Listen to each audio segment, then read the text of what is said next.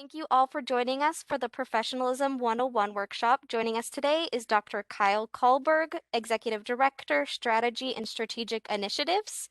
He is going to discuss how skills such as interpersonal communication, time management, resourcefulness, conflict resolution, and others go hand in hand with professionalism in both the workplace and academic setting. So I'm going to hand it over to Kyle to get us started. Great, thank you very much. I will go ahead and share my screen.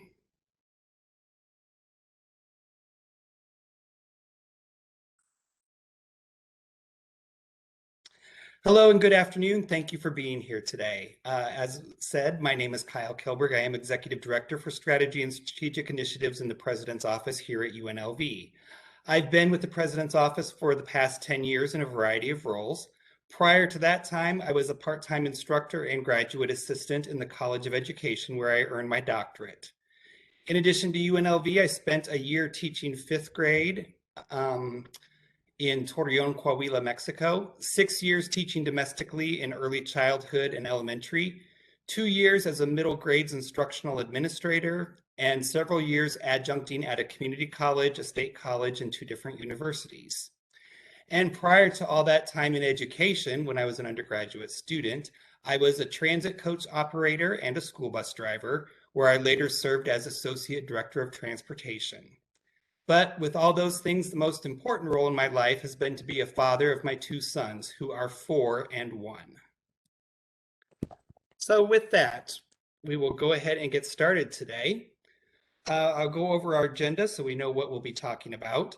First, we'll talk about your role in upholding professional ethics, appropriate attire and actions in a professional setting, organizational skills and time management, and your professional sites. So let's talk about your role in upholding professional ethics. When I say the word ethics, what comes to mind? Take a moment to think about that. Integrity, honesty, trust, quality, character, core values. These are some of the major terms people think about when they're asked about ethics. Merriam-Webster's dictionary defines ethics as the principles of conduct governing an individual or a group. So what is your role? We have ethics to ensure that individuals behave in a manner that is respectful to one another and that is socially acceptable. These are our rules of behavior, and a certain level of compliance is expected. Ethics provide a professional guide to our expectations, and there can be repercussions for not following these. Our role when we are part of an organization is to follow this code of conduct or to be ready to face the consequences. So today, as we talk about professionalism, we want to keep in mind our ethical responsibility as it pertains to each of us. And the thing we have to also keep in mind is that it's going to vary based on the organization that we belong to. Now, there's not going to be a lot of variance because, a lot of ethics go across boundaries. But you're going to have to be thinking, are you representing UNLV as a whole? Are you representing an individual college within the university? Are you representing a specific department? So there could be slight variations to how these are implemented. Okay, so with that, take a moment, think about ethics and your role. General rule of thumb. If you're thinking about doing something that could end up in the newspaper in a negative light, it probably means it goes against the code of ethics. So don't do it. All right, framing that through ethics, let's think about attire in our professional setting. So your attire, what should it look like? It should be well-fitting, clean, and pressed. When I was a graduate student, I went and I bought one suit. I had it tailored so that it looked good on me, or what I felt looked good. And I used that anytime I needed to go somewhere. People didn't know it was the only suit I had. I had different ties, I could change it around. And I made sure that I pressed it and pressed my shirt. It gave me a good image to present when I was going places. And that's what we want to do. We always want to be able to present that best image of yourself at all times. It's also important to know the event that you are going to and the appropriate attire. Your attire is nonverbal communication, and so you want to be sure that you give that communication at a very high level. When in doubt, dress over rather than under. So let's talk as if we're talking business attire, and here are a few other tips. Be sure to keep your colors muted. Jacket with skirt and pants. Ladies, if you're going to wear heels, a 2-inch max is what is recommended. 3 pieces of jewelry are fine, but be sure that your jewelry doesn't jingle. You don't want to be causing a distraction to other people. You can carry a bag or a small portfolio, but you really shouldn't carry both. Try to keep it just to one item. If it's a situation where you have a button-up shirt, but you don't need to wear a tie, then the general rule of thumb is the top button can be unbuttoned. You shouldn't have any more than the top button unbuttoned. And of course, put your phone away. People do not know if you pull out your phone to look at the time, they don't know that you're looking at the time. They assume you are bored with them and are looking for something else to do. So just as a general rule, please do not pull out your phone unless you absolutely have to. A few grooming tips. Be sure that your hair is clean and well groomed. Your nails should be trimmed and your polish maintained. Be sure you have fresh breath. This is a good time to get in the habit of carrying mints or maybe gum with you. The only thing is, if you use gum, be sure you dispose of it before you go into the setting that you're going into. Be sure you shower fresh. Any perfume or cologne that you wear should be used sparingly. And make sure that your shoes are clean and polished. So thinking of our attire, and what we've just talked about, make a note. What is something that you want to be sure you remember when you're going into a special setting?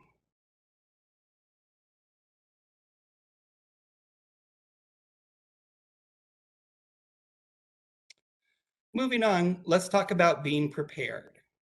We know we must be prepared to be successful. And there are a lot of different scenarios for which we have to be prepared. So I'm going to frame this as if we are going to be running a meeting or attending an interview, because I'm sure those are things that you will be doing. First of all, when you're invited to a meeting and it's in a location where you don't know where it is, and if it's an important meeting, do a dry run. And this is particularly important for interviews. You do not want to be trying to navigate a confusing environment, running to get there, and then show up hot, sweaty, and out of breath. Okay? So just give yourself a dry run, make sure you know where you're going, and this is especially critical if it's an event like an interview. And when I say do a dry run, go to the exact room. I mean, think how confusing it is at UNLV. You can make it to the parking lot, but then trying to find your way around campus and then in a building, especially some of these buildings that have, A, B, C, D parts to them. So don't put yourself in that situation. Be kind, give yourself some time to practice. Also, if you do a dry run and you do it on a Sunday afternoon, remember that traffic is a lot different on Monday morning or Monday afternoon. Be sure you're current on events that are going on. Oftentimes, once you arrive somewhere, someone will engage you in conversation. And there are a lot of organizations that will begin an interview from the minute you walk into the office and are engaging with whomever might be there. So just be familiar with current topics because it can help you make conversation and to make small talk. Be sure that you are ready. If you are giving a presentation, know your presentation inside and out. It doesn't mean memorize it. It means be very familiar with the content so that you can rattle it off smoothly. Practice. Use a mirror, sit down, and practice in the mirror. Pull out your cell phone and record yourself presenting. You will be surprised at what you will learn when you watch yourself. And trust me, you will learn a lot. Carry a professional bag, briefcase, or padfolio. And make sure that you have multiple copies of meeting materials or your resume or any other relevant materials that you may need. Okay, before we move on to our next section, I'm going to give you just a moment to think about what we talked about with being prepared. Go ahead, make a few notes.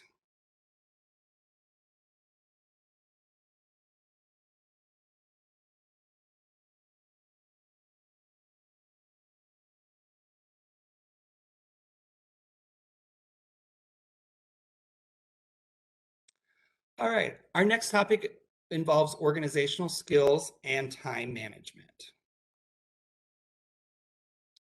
So to be organized, what does it take? Well, I'm sure you probably already engage in a lot of strategies, but let's talk about some of the basics. First of all, a to-do list. Successful people have goals, and a to-do list is really just a list of mini goals. These help us accomplish the big things that we need to get done. When you create a to-do list, you don't have to wonder what it is you're supposed to do. You know exactly what you need to do, and you stay organized and focused. Plan ahead. You need to generally understand your long-term plan. When are your major exams? When are your papers? What meetings do you have coming up? You should have benchmarks to support these and then weekly plans to stay on top of things. And finally, prioritize. We need to figure out what it is we have to do now versus what it is we can do later. We also have to really understand ourselves and what works best for us. For example, I know that once I get to work in the morning, not within the first half hour or so, but right after that in that early time is the best time for me to really look at important tasks. I know I have clarity, I know I have energy, and I know if I get those accomplished, it gives me a great sense of accomplishment. Know how it is the time of day that works best for you and what you can do to be sure you can prioritize successfully. Know how to manage your time. Do you know how you spend your time? What is it that you are doing often? So, as a professional, let's take a look at a few things and keep these in mind. First of all, a time check. Know exactly how you spend your time. In an office, you should know what tasks are stealing time away from you because there's something you can do about it. For example, you may find you're spending an hour on an email instead of in completing a lot of important projects. Knowing where your time is going can help you make decisions about delegating tasks or perhaps buying software to speed up some processes. Set a time limit, such as an hour or two. Then try to finish the task within the allotted time, and you'll be surprised. You'll feel excited once you do it. It also prevents you from falling into that kind of never-ending gap of continually resurfacing and re-dealing with the same thing over and over again. If you have a set time limit, it forces you to work on it and then to go away from it. And sometimes that's the best thing for us, is to have that mental break and that clarity. Also, you can look at software tools. The internet offers a variety of apps and tools. Some of these can be useful for time management, especially for monitoring and assessing daily processes. For many of the apps, the advanced functions of the paid versions can also give you better control and a better user experience. Something to keep in mind if you want to really get into time management. Streamline what it is you are doing.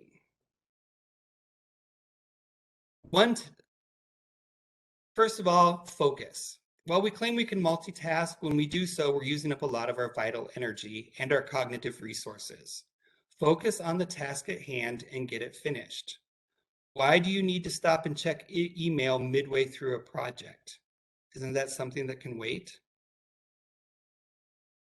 Schedule. Build a schedule that works for you. Know how you function during the day.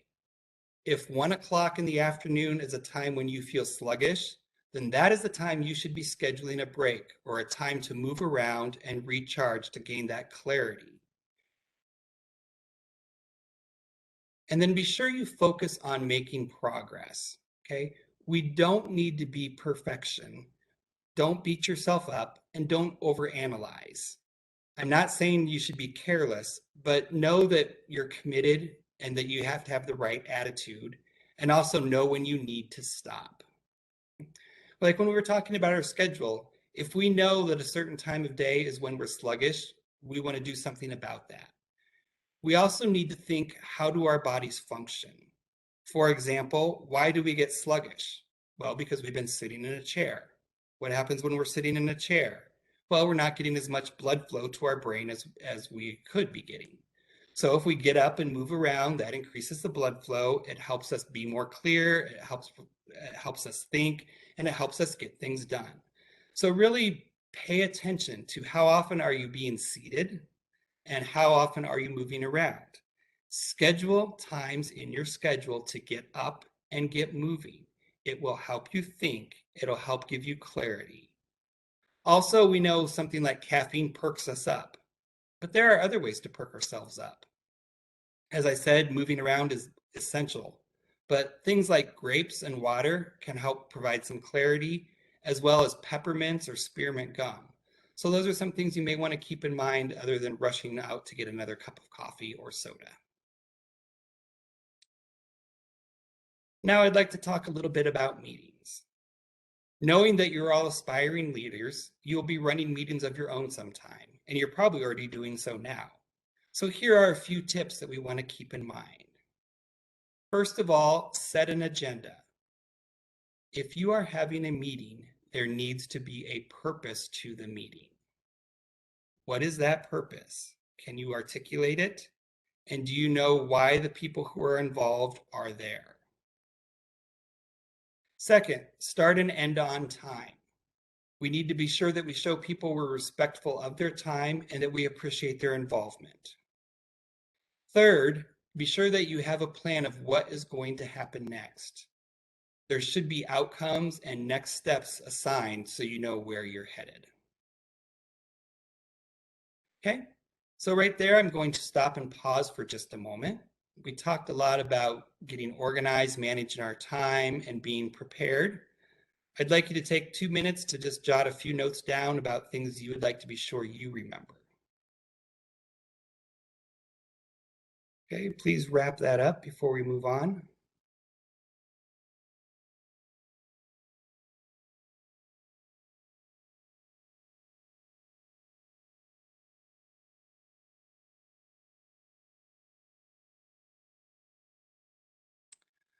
Our next section involves our professional sites.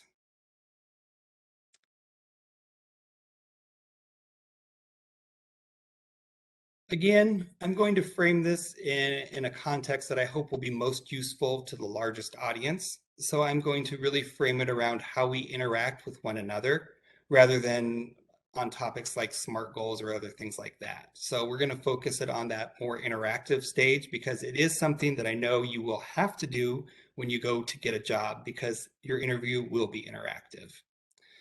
So first of all, there are two things that you need to always be sure you have. You need to have a 30-second spiel and a 3-minute pitch. What is this? Well, this is your elevator pitch. It's basically a 30-second commercial that is all about you. You are basically the product, and you're trying to sell that to people who don't know you. So what are some things that you may do? We'll talk about who you are. Your name, your year in school, what college you go to, your major, where you have been, some of the accomplishments, such as your jobs, honors, awards, degrees you've earned. And then what is it that you're doing? What do you seek? What is your goal? Where do you wish to end up? Okay. We call that an elevator pitch for the 30-second one because it's something you could quickly talk about. But what you want to have is also a more elaborate version, the 3-minute version, so that if you're in a setting where you have the time to actually dialogue and converse, you can actually go into detail and provide much more specific information. This isn't something that you should really write out and memorize. I would strongly encourage you to write down some notes, probably in a bullet point list. And again, be very familiar with this list. The problem is that if you memorize it and you forget a word or a phrase, it will throw the whole thing off. But if you know the content well, know it inside and out, as we talked about, then you will be able to go over it very quickly and easily and with a lot of clarity, which is what you want to be able to do. You also have to be sure that you can adapt this to different environments. For example, if you're walking down the hallway, how would you share your information? If you go to a career fair, what would be the most important things that you bring up in that 3 minutes? If you're at a networking event, how would you present yourself? So there are a variety of situations in which you can use this. Be sure you know what it is you want to talk about, have that ready to go, and then you'll find it's pretty easy to adapt it to a variety of scenarios. So what is networking? It's when we connect with other professionals and build relationships to gather information. Why is this important? Well, even if you don't go out and network, this is extremely important because no matter what type of job you get in higher education, it is going to involve you getting together with other individuals, like-minded individuals, and sharing information and gathering information. So the whole premise is very applicable to a lot of things that you'll be doing in the future. In addition, there are a lot of jobs that require that personal contact. For example, if you are interviewing for a position, they will bring you into their institution. You're going to have to meet with a large variety of different groups and be able to talk about yourself as well as other items. So that's why it's important to be able to get out there and have those interactions with a lot of different people. And that's why it's important to have this information ready to go. Here are some questions. Take a moment to read through these.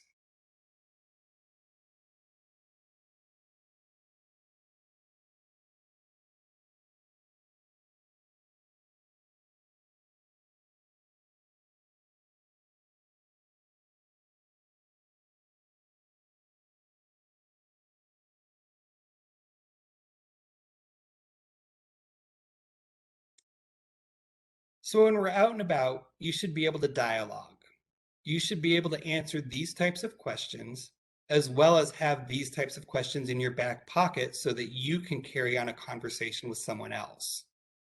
What is the one thing you notice about these? They're open-ended. They promote dialogue. These are not yes/no questions.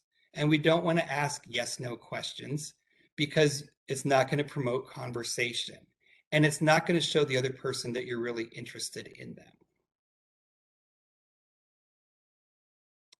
So when we meet in person, what are some things that we really need to keep in mind?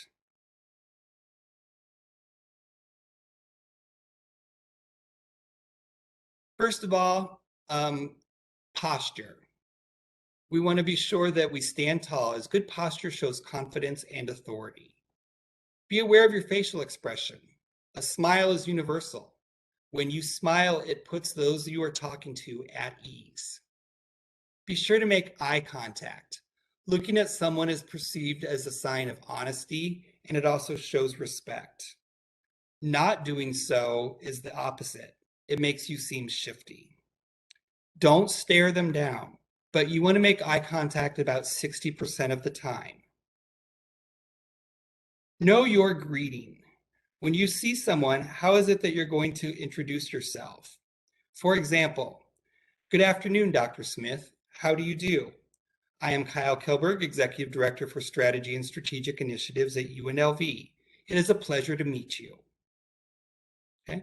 I've greeted the person, I've asked them how they are, I've told them who I am, and then I've told them that it was a pleasure to meet them. While I do that, I shake hands. I did put an asterisk behind it because right now we're kind of not shaking hands for the most part, but that is, good practice and customary practice in the United States. So I assume that once we get past a lot of the pandemic, that we will go back to doing that as a regular practice. When we do shake hands, it is important that you open your hand up. You see this V right here. That's where we want to have our hand interlock with theirs. Be sure you do not grip too tightly because that says, I'm a steamroller and I will push you right out of the way. Do not grab too gently because it says you can just push me over because I don't know what I stand for. Firm, but not too firm. Okay. And then also think of your gestures. Anything that you're doing, try not to use your hands too much, but let them be natural and part of the conversation.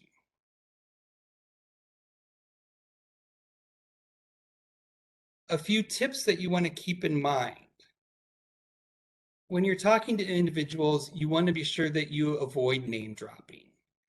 Because if you don't know how somebody feels about the person or how they've worked with that person or what capacity they know them, talking about them is really a poor decision. So don't be a name dropper. Avoid asking questions that are too personal, such as, can you give me a job? Okay, there's a way to do that, and it's not something that we just throw out there when we first meet somebody. There it goes. Asking questions that are too personal or questions that are about money or salary. In general, those are topics that we don't talk about in a large group setting. Those are things that may happen behind closed doors in one-on-one conversations. So just be sure you know when the right time is to talk about something like salary. And do not speak poorly of your former employer. If you do, that sends a message that is negative about you, not about the place that you used to work or the individuals you used to work with, regardless of the situation. Okay. Be sure you know how to address any situations that could be problematic. So, for example, if you did have a lot of conflict with your boss, and that is brought up not because they know that, but they say, tell me about a bad situation you've had, don't throw out their name and go into a lot of details. Think how you can frame that as a learning experience. For example, let's say you had a boss who used to kind of go off the handle about everything. And you're talking with someone and they say, oh, so tell me about a bad experience you've had. And so you might say, well, one challenge I had is I worked for someone who used to find a lot of situations very disturbing to him. So I knew that anytime we proposed a new meeting, a new event, a new activity, I would need to talk with him individually and let him ask all sorts of questions because he'd get kind of riled up. I could go over the questions with him, and then he felt a lot better about the situation. So I just learned how to really navigate the situation and deal with his tendencies. Okay. So again, frame it as something that you've learned, turn it into a situation that shows your skill, your ability, and the way that you can really rise above a situation. Don't bring up the negative talk.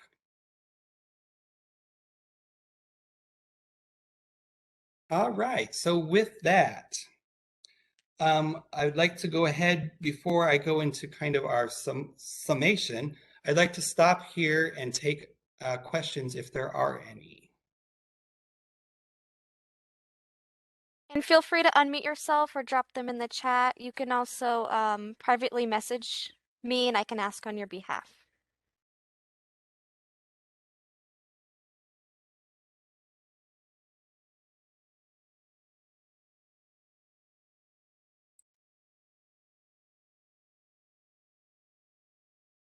Kyle, behaving in a professional manner is a positive quality in today's business world. What does having a professional attitude mean to you? And why do you think attitude and personality matter in the professional world? So attitude matters in everything in life. And oftentimes what is so important about attitude is because the way we perceive something and the way we react to it sets the tone for everything that we do. As I shared with you, if you deal with somebody who tends to, fly off the handle and become upset easily, I can either perceive that as like, oh my gosh, I'm in trouble again, or I can perceive that as like, okay, I know this is what the situation is going to be. This is what I can do to kind of control it on my end and make it work. Okay. When we have that ability to control how we perceive it, it improves our attitude and the way we interact with others. Um, could you read the question again? What does having a professional attitude mean to you, and why do you think attitude and personality matter in the professional world? Yes. So attitude matters because it is the can-do attitude that gets things done. And that ties directly to our personality and what it is that we're able to do. Okay. So those things work together to really portray who it is we are. And that should bleed through in a nice way, but that should show, who it is we are, what it is we're capable of doing, and really that we are the person who can get stuff done. Because that's what our employers want. They want to know that we can be that person they can turn to and that things will be handled successfully and they will be done well. Thank you. How does one avoid or manage awkward silence? Oh, that's an excellent question, and that will happen. So, remember when I said be sure you're up on current events? That is a great opportunity to bring up something that is going on. But of course, a few rules about current events. Don't bring up generally religion or politics, because those can elicit some very strong feelings, and we don't want to do that. Bring up things that, like, oh, did you see that UNLV is planning on building a new building? You can talk about that, or the president did this or that. Um, so being well versed in some current events is a great way to avoid those silences. Um, one person, when we were having a conversation, stopped. We had a brief moment of silence, and they said, "Oh, I see we hit the cliff." And I said, "What cliff?" And they said, "Well, when you're having a conversation with somebody, you hit a cliff, and that's when the conversation stops." And believe it or not, it was such a great segue because it led to this whole conversation and it just kept everything going. So I have not tried that one on my own, but the individual who used that with me, I thought was very effective at doing so. It was a really nice way to basically address the silence without making us feel awkward, but making it kind of interesting and moving the conversation along. Second of all, or I guess this would be third, make sure that list of questions that we talked about, you always want to have those types of questions in your back pocket ready to go. So that when the conversation is kind of coming to a place where it seems like it's stopping, you can say, so tell me something you're very passionate about outside of your work, or what do you like to do in your free time? Things of that nature. And again, make sure these are open-ended. Okay? How does one get off a telephone conversation that is getting a bit too lengthy? Very good. So, assuming that this is a professional conversation and it's getting long, so when you have a chance, as in the other person has paused or has taken a breath, what you want to do is say, okay, I would like to just have a moment of clarity. I understand that you are asking me X, Y, and that my job is to do Z. Is that correct? They should be, notice that's a close-ended question. They should say either yes or no. Hopefully they say yes. And then you can say, okay, I believe I understand what it is I need to do. Any final words before I go on and get started on my project? That should give them the cues that you're clear, that you know what it is you need to do, and that you can go ahead and go on to that.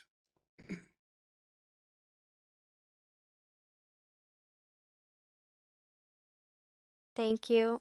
In your experiences, what are some examples you can give us of some of the most professional and unprofessional handling of any particular situation you have seen?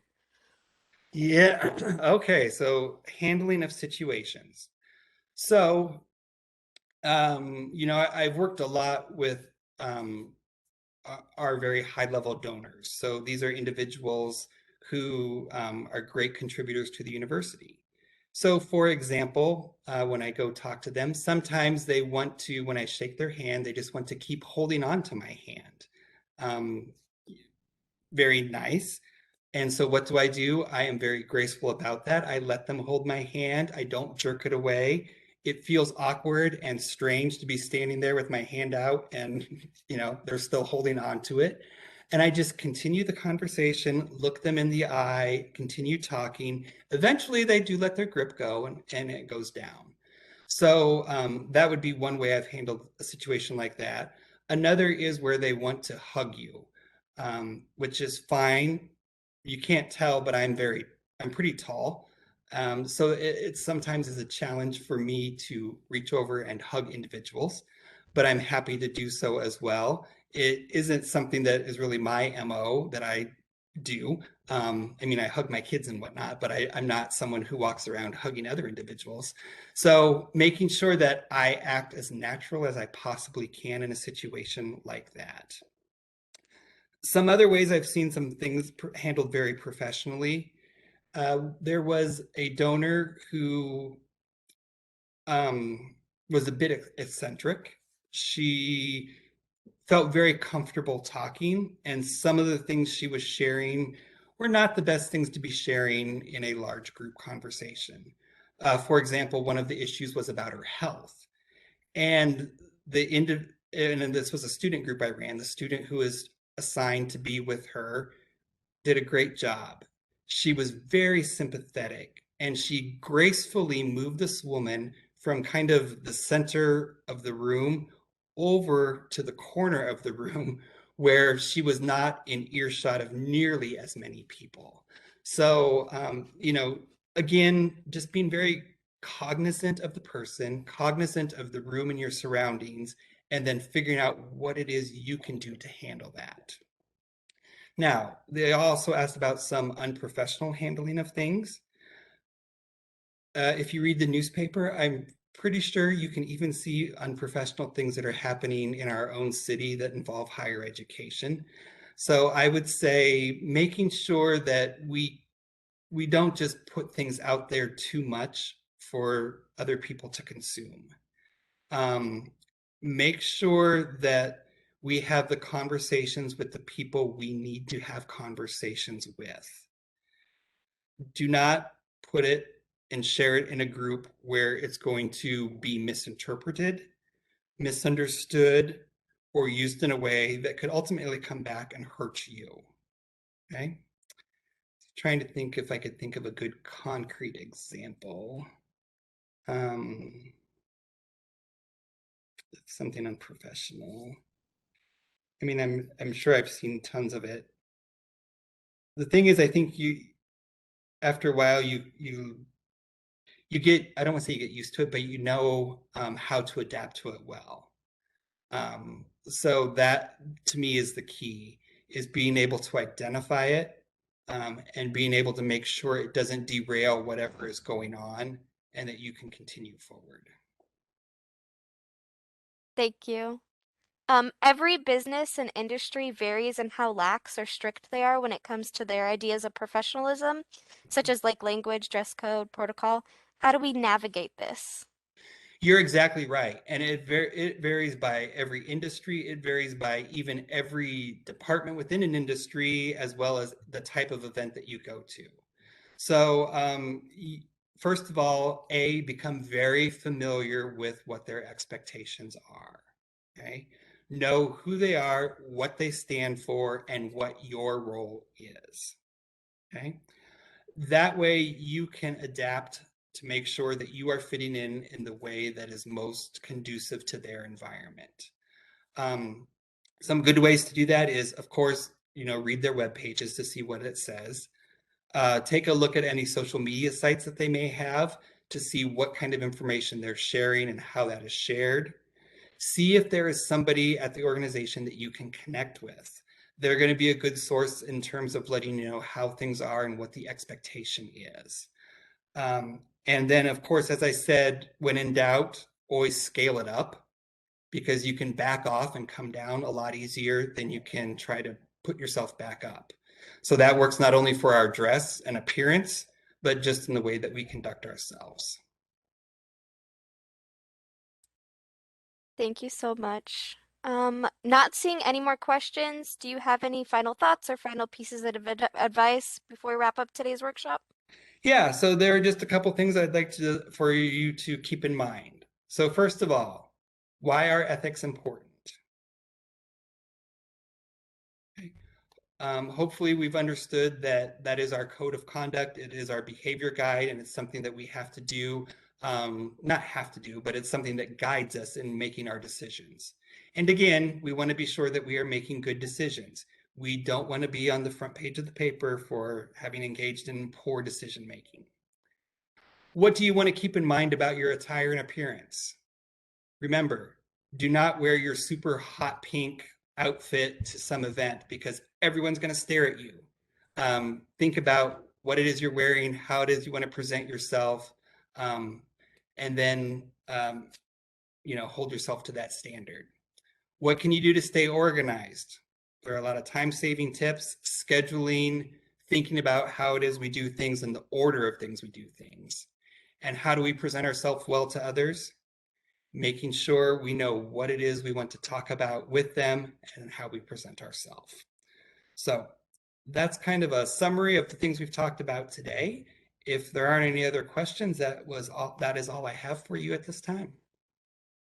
Thank you so much, Kyle. Thank you so much for sharing your expertise and time with us today. If you all could just direct to the chat, we dropped a workshop feedback survey. If you guys could just fill that out briefly. And I hope everyone has a great rest of your day. Thank you so much, Kyle. Thank you. It was a pleasure to be here.